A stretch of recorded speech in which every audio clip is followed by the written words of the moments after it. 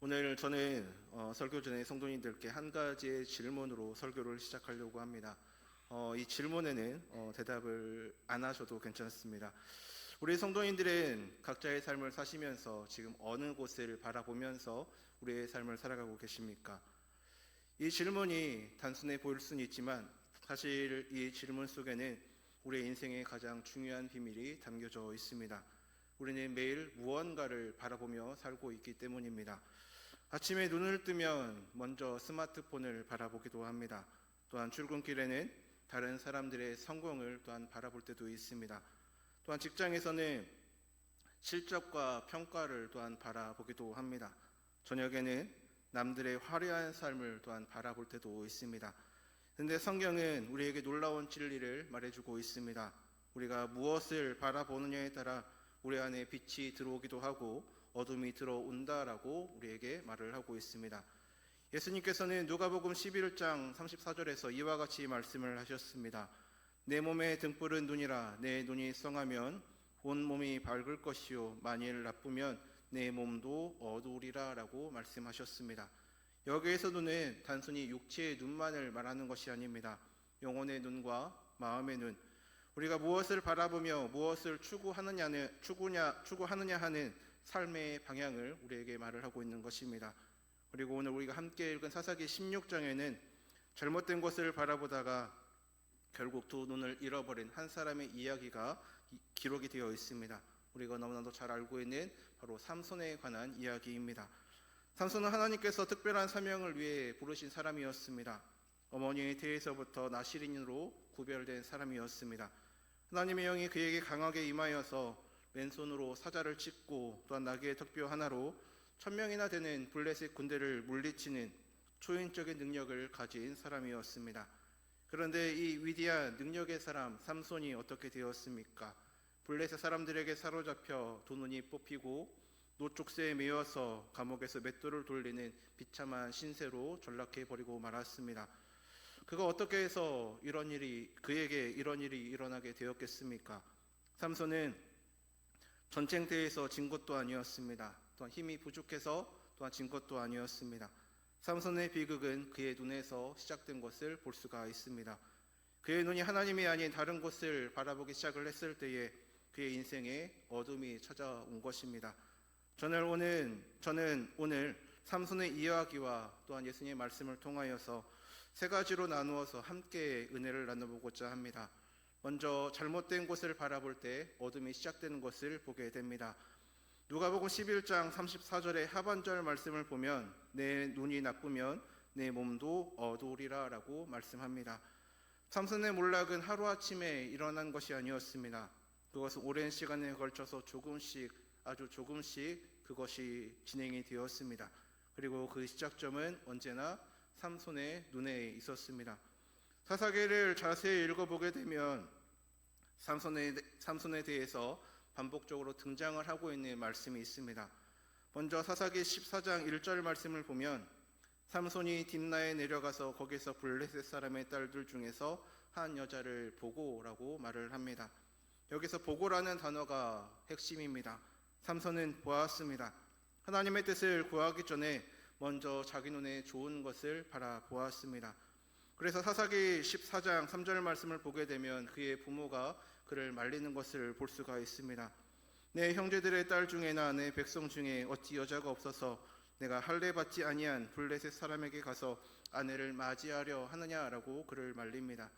이에 삼손이 뭐라고 대답을 합니까?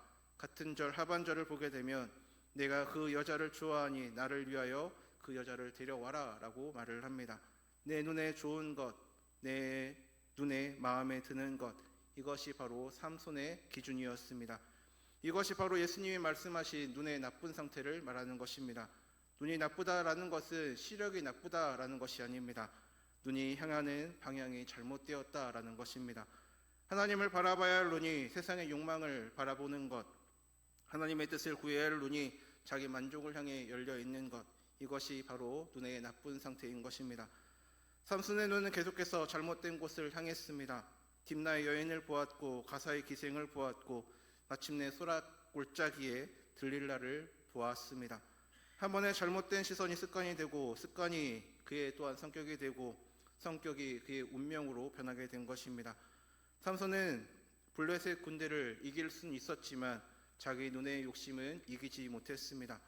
성도 여러분, 바로 이것이 죄의 패턴입니다. 죄는 언제나 바라봄에서부터 시작이 됩니다. 창세기의 말씀을 보게 되면 하와가 선악을 알게 하는 나무를 보았을 때 그가 어떻게 말을 했습니까? 먹음직도 하고 보암직도 하고 지혜롭게 할 만큼 탐스러웠다라고 그는 말을 했습니다. 보는 것에서 시작하여서 탐하게 되고 탐함에서 제가 잉태가 되었습니다. 다윗도 마찬가지입니다. 어느 날 한 저녁 왕궁 옥상에서 거닐다가 목욕을 하고 있는 밧세바를 보게 되었습니다. 그 한 번의 시선이 간음으로 또한 살인으로 또한 가문의 비극으로 이어진 것을 볼 수가 있습니다. 사도 요한은 요한 1서 2장 16절에서 이와 같이 경고를 하고 있습니다.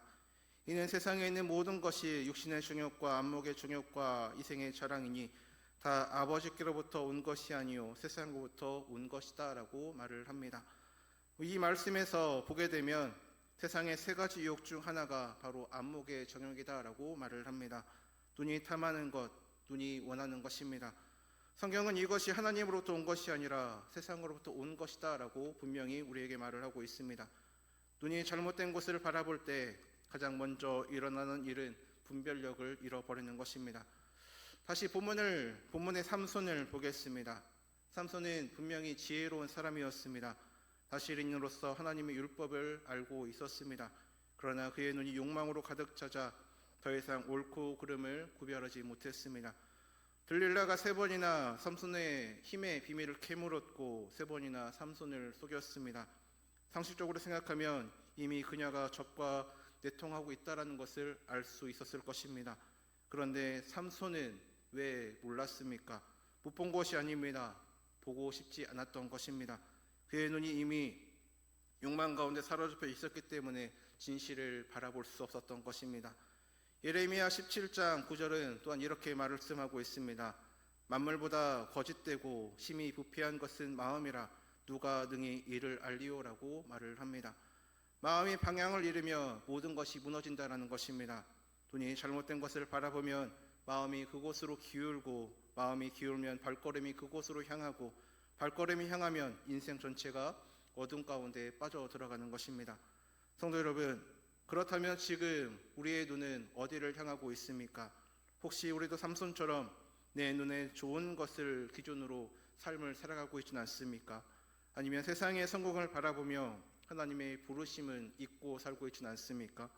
또 물질의 풍요를 바라보며 영혼의 빈곤을 무시하고 있지는 않으십니까? 또한 다른 사람의 인정을 바라보며 하나님의 인정을 소홀히 하고 있지는 않으십니까? 예수님은 경고하셨습니다. 눈이 나쁘면 온몸이 어두워진다고. 빛이 있는 곳을 등지고 어둠을 바라보면 우리 안에 있는 빛마저 어둠이 된다라고 우리에게 말씀하셨습니다. 누가복음 11장 35절에서도 이와 같이 말씀하셨습니다. 그러므로 내 속에 있는 빛이 어둡지 아니한가 보라라고 말씀하셨습니다. 내 안에 있는 빛, 즉 하나님이 주신 양심과 진리의 빛마저도 내가 바라보는 방향에 따라서 어두워질 수 있다라는 경고의 말씀입니다. 잘못된 곳을 바라보는 눈은 처음에는 즐겁습니다. 삼손도 처음에는 즐거웠을 것입니다. 세상의 욕망은 처음에는 달콤하게 다가옵니다. 그러나 그 달콤함의 끝에는 반드시 쓴맛이 있습니다. 욕망의 열매는 처음에는 탐스러워 보이지만 먹고 나면 우리의 영혼이 병들어가는 것입니다. 시편 기자는 시편 119편 37절의 말씀에 이와 같이 말을 하고 있습니다. 내 눈을 돌이켜 헛하는 것을 보지 말게 하시고 주의 길에서 나를 살아가게 하소서라고 말을 합니다. 우리의 눈이 향하는 곳이 곧 우리의 영혼이 향하는 곳이 되기를 주님의 이름으로 소망합니다. 두 번째는 눈을 잃어버린 삼손의 비극의 모습을 볼 수가 있습니다. 사사기 16장 21절의 상반절 말씀을 보면 블레셋 사람들이 그를 붙잡아 그의 눈을 뺐다라고 말을 합니다. 이것은 단순히 과거의 역사의 이야기가 아닙니다. 오늘날 우리에게 일어날 영적인 형실의 모습입니다. 사사기 16장 21절 말씀을 전체적으로 보게 되면 블레셋 사람들이 그를 붙잡아 그의 눈을 빼고 끌고 가서 가사에 내려가 노줄로 매고 그에게 옥에서 맷돌을 돌리게 하였더라라고 말을 합니다. 이스라엘의 사사 하나님의 나실인 맨손으로 사자를 찢던 용사가 지금은 두 눈이 뽑힌 채 감옥에서 맷돌을 돌리고 있습니다. 여기서 우리는 영적 교훈을 발견을 할 수가 있습니다. 삼손은 눈을 잘못 사용했기 때문에 결국 그의 눈을 잃어버리고 말았습니다. 이것은 단순한 형벌이 아닙니다. 이것은 영적 인과 법칙입니다. 하나님을 바라보지 않는 눈은 결국 보는 능력 자체를 상실하게 된다는 것입니다. 세상의 욕망만 바라보던 눈은 결국 아무것도 볼 수 없는 상태로 이르게 되는 것입니다. 이 시간 삼손의 그 어두움을 잠시 동안 우리의 머릿속으로 한번 생각을 해보겠습니다. 눈을 잃어버린 그 삼손이 맷돌을 돌리면서 과연 무슨 생각을 했겠습니까? 아마도 그는 자신의 과거를 떠올렸을 것 같습니다. 소라 마을에서 뛰놀던 어린 시절과 하나님의 영이 처음 임했던 그 벅찬 순간, 또한 사자를 찢고 블레셋 군대를 무찔렀던 영광의 날들을, 그리고 지금은 캄캄한 어둠 속에서 맷돌을 돌리고 있는 자신을, 그 대비가 얼마나 처절합니까? 저는 삼손이 가장 괴로웠을 순간이 언제였을까 한번 생각을 해보았습니다. 눈을 잃었을 때도 아팠겠지만 더 아팠던 것은 내가 왜 이렇게 되었을까라고 깨달았을 그 순간이었을 것 같습니다. 감옥의 어둠 속에서 삼손은 비로소 보기 시작을 했습니다. 육신의 눈으로 아무것도 볼 수 없게 되었지만 영의 눈으로 자신의 인생을 돌아보기 시작했을 것입니다. 내가 그동안 잘못된 것을 바라보았구나. 내 눈이 욕망을 쫓다가 결국 하나님을 잃어버렸구나. 이것이 바로 죄의 결과가 가져오는 가장 깊은 고통입니다. 죄는 단순히 벌을 가져오는 것이 아닙니다. 죄는 우리에게서 영적인 시력을 빼앗아갑니다. 하나님을 볼 수 있는 눈을 어둡게 만듭니다. 처음에는 조금 흐려지고 그 다음에는 또한 잘 안 보이게 되고 나중에는 완전히 깜깜해서 바라보지 못하게 되는 것입니다. 그런데 더 무서운 것은 그 과정이 너무나 서서히 일어나기 때문에 그것을 잘 모른다라는 것입니다.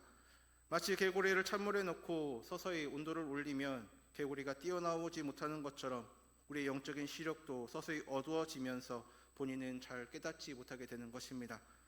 어느 날 문득 깨달으면 이미 우리의 눈이 멀어져 있습니다.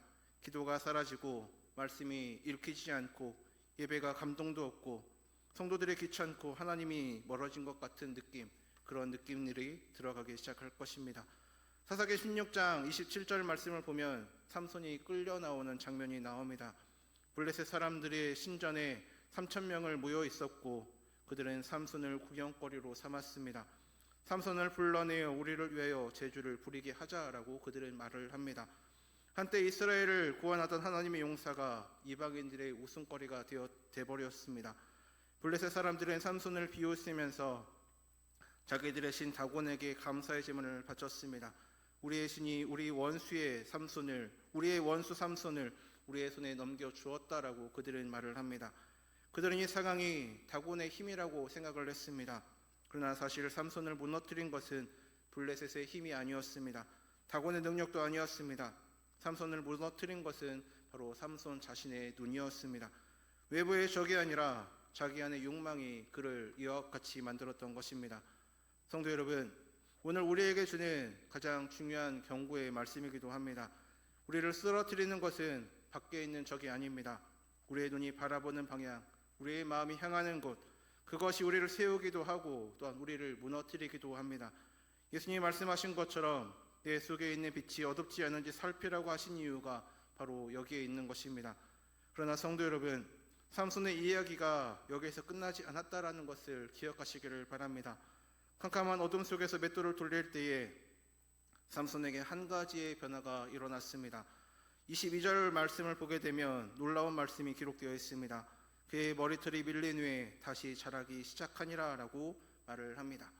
머리카락이 다시 자라기 시작했다는 것이 무엇을 의미하는 것이겠습니까? 하나님과의 언약이 회복되었다라는 것입니다. 눈을 잃어버린 어둠 속에서 삼손은 비로소 하나님을 다시 바라보기 시작을 했습니다. 여기서 우리는 하나님의 은혜의 손길을 볼 수가 있습니다. 하나님은 삼손을 버리지 않으셨습니다. 삼손이 하나님을 버렸지만 하나님은 삼손을 버리지 않으셨습니다. 감옥의 어둠 속에서도 하나님의 은혜는 조용히 그 가운데 임하고 있었습니다.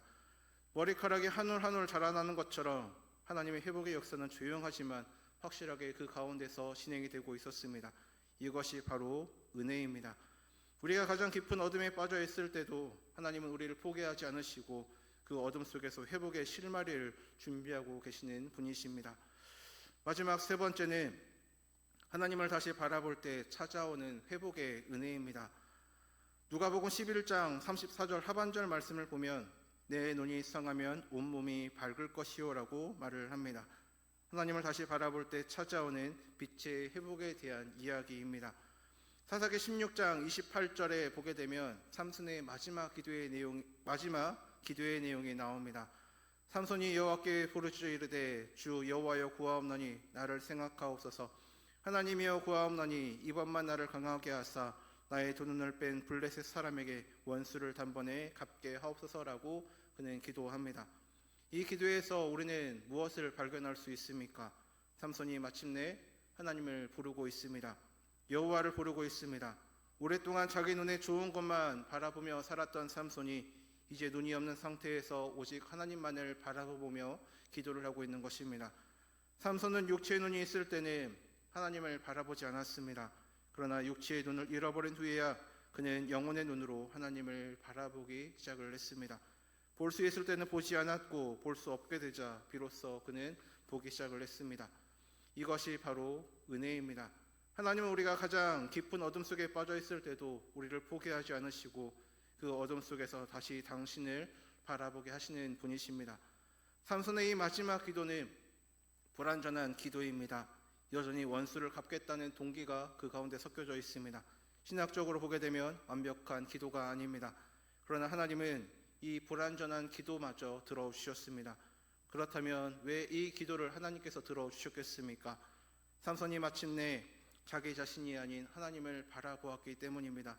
자기 힘이 아닌 하나님의 힘을 의지했기 때문입니다. 나를 강하게 하사라는 고백 속에 삼손은 자신의 무력함을 인정하고 있습니다. 나는 할 수 없지만 하나님은 하실 수 있다라는 그 신앙의 고백이 그 가운데 담겨져 있던 것입니다. 그리고 놀라운 일이 일어납니다. 사사기 16장 29절부터 30절 말씀을 보게 되면 삼손은 신전의 두 기둥을 잡고 온 힘을 다하여 그를 밀었습니다. 그리고 신전이 무너져 내렸습니다.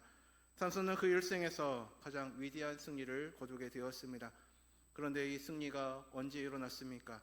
눈이 멀어 아무것도 볼 수 없는 상태에서, 그러나 오직 하나님만 바라보는 그 마음에서 그 승리가 일어난 것입니다. 예수님은 누가복음 11장 34절에서 내 눈이 성하면 온몸이 밝을 것이요라고 말씀을 하셨습니다.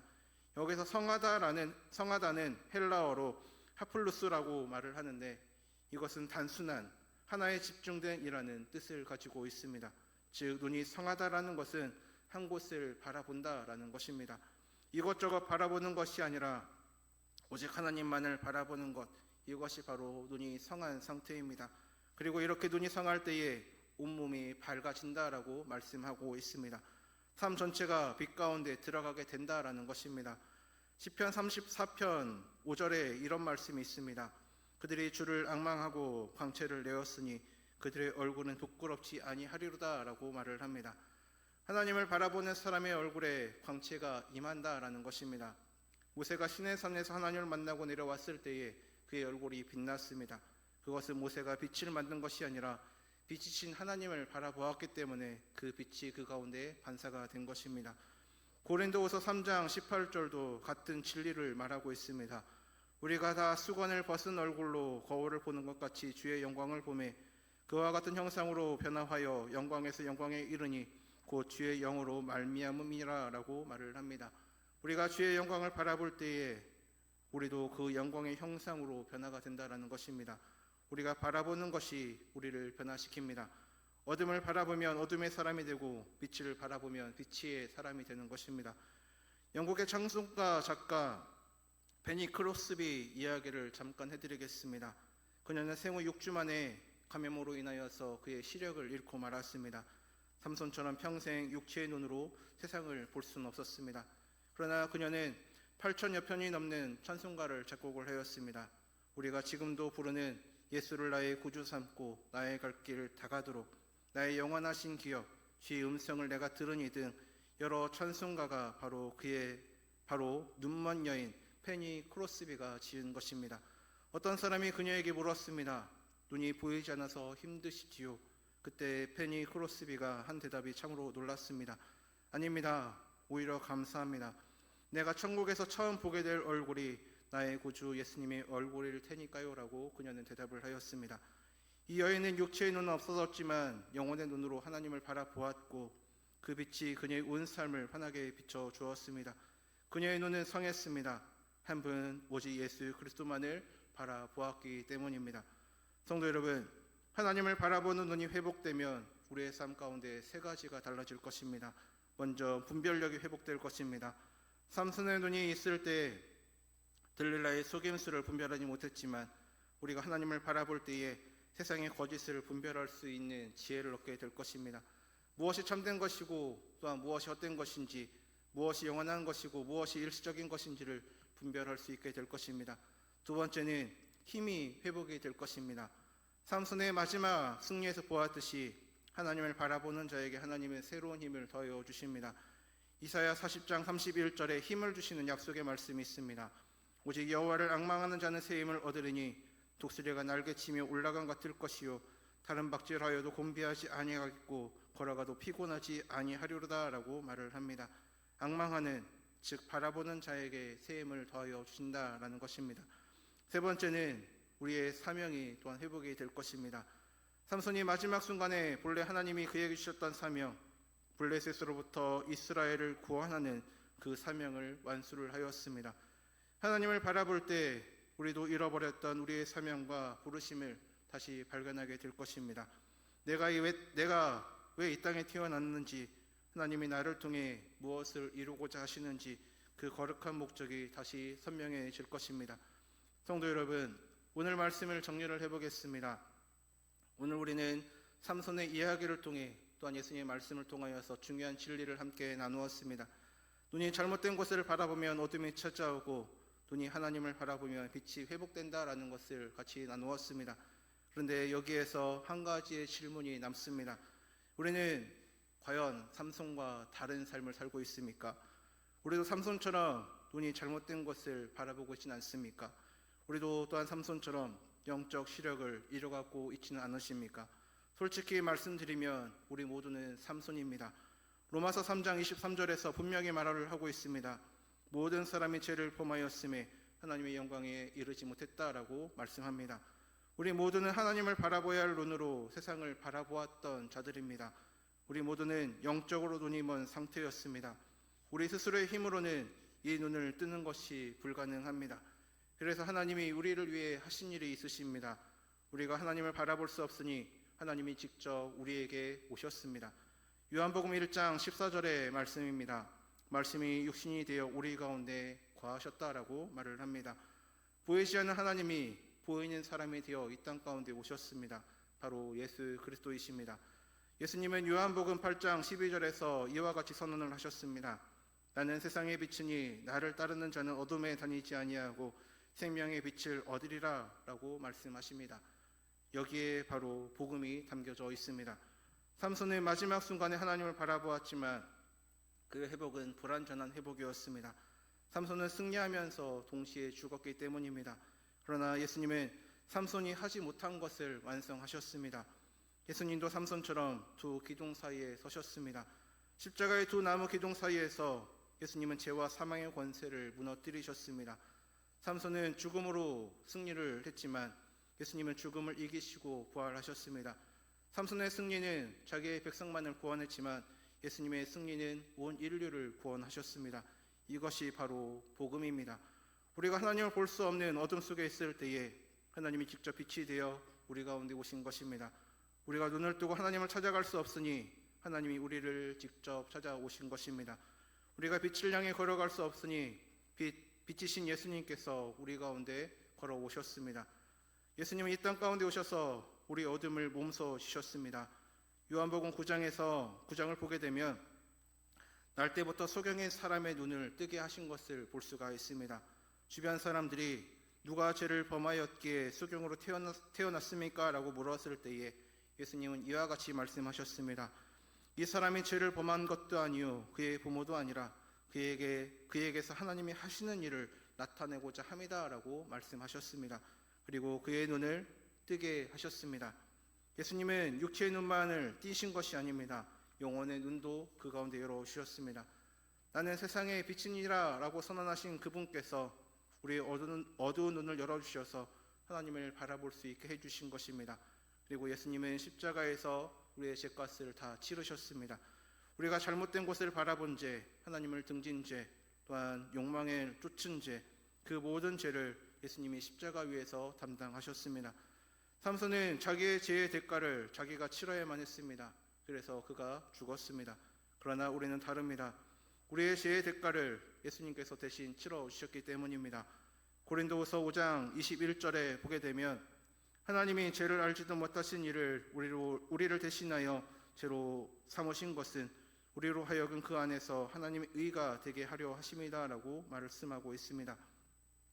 예수님이 십자가에서 돌아가셨을 때에 성경은 놀라운 장면을 기록하고 있습니다. 마태복음 27장 51절을 보게 되면 이에 성소의 휘장이 위로부터 아래까지 찢어져 둘이 되고라고 말을 합니다. 성소의 휘장이 찢어졌습니다.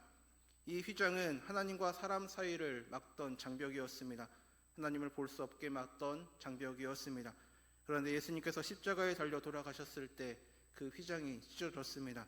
우리와 하나님 사이의 가림막이 제거가 된 것입니다. 이제 예수 그리스도를 통하여서 하나님을 직접 바라볼 수 있게 된 것입니다. 그리고 예수님께서는 3일 만에 부활하셨습니다. 삼손의 승리는 죽음으로 끝났지만 예수님의 승리는 부활로 완성이 되었습니다. 삼손은 어둠 속에서 마지막 빛을 보았지만 예수님은 그 어둠을 영원히 무너뜨리셨습니다. 삼손은 자기의 눈을 되찾지 못했지만 부활하신 예수님은 우리의 영혼의 눈을 영원히 열어주셨습니다. 에베소서 1장 18절에서 바울은 이와 같이 말을 합니다. 너희 마음의 눈을 밝히사 그의 부르심의 소망이 무엇이며 성도 안에서 그 기업의 영광의 풍성함이 무엇이며 라고 말을 합니다. 마음의 눈을 밝히는 분이 계십니다. 우리의 눈을 또한 열어주는 분이 계십니다. 그분이 바로 부활하신 예수 그리스도이십니다. 성도 여러분, 오늘 우리의 눈을 돌릴 곳은 우리의 노력으로 할 수 있는 것이 아닙니다. 우리의 결심으로도 안 됩니다. 우리의 의지로도 할 수가 없습니다. 우리가 바라봐야 할 것은 오직 예수 그리스도 한 분이십니다. 우리의 눈을 열어주실 분도, 우리의 어둠을 물러주실 분도, 우리의 죄를 용서하실 분도, 우리를 빛 가운데로 이끌어주실 분도 바로 예수 그리스도 한 분밖에 없습니다. 예수님은 우리의 믿음을 시작하게 하신 분이요 또한 완성하게 하시는 분이십니다. 우리가 하나님을 바라보는 것도 예수님이 우리 안에서 일으켜주는 역사입니다.